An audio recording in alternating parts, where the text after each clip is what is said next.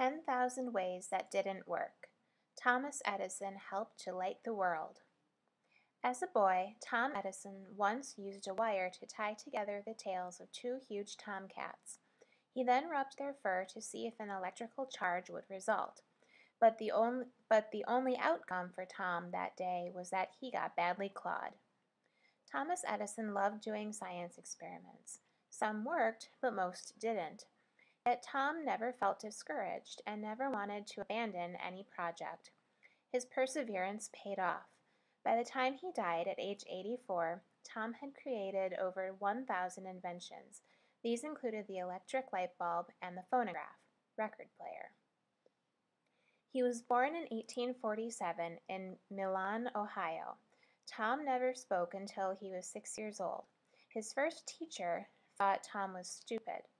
When Mr. Edison asked what kind of work Tom could eventually do, the teacher replied, "It doesn't matter. He's never going to amount to anything." Enraged, Mrs. Edison checked her son out of school after only 3 months.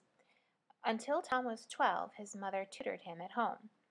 In 1877, he created the first phonograph, or record player.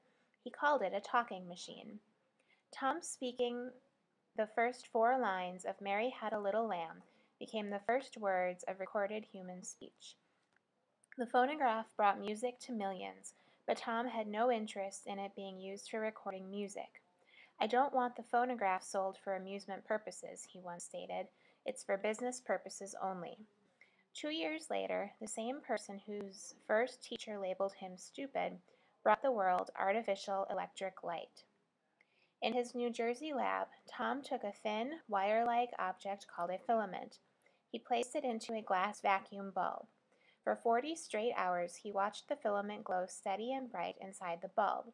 After years of trying, Thomas Edison had made the world's first working electric light bulb. Tom said that he had tried 10,000 times to make a successful bulb. He was asked if he ever felt discouraged because he failed so many times.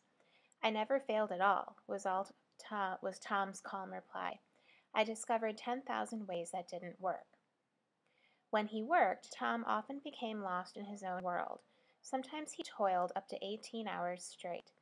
Many times he had no idea if it was day or night outside his laboratory. "I owe my success to the fact that I never had a clock in my workroom," he once said.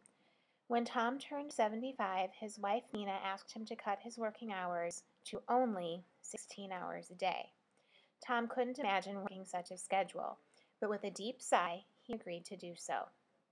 Obviously, his first teacher had been very, very wrong.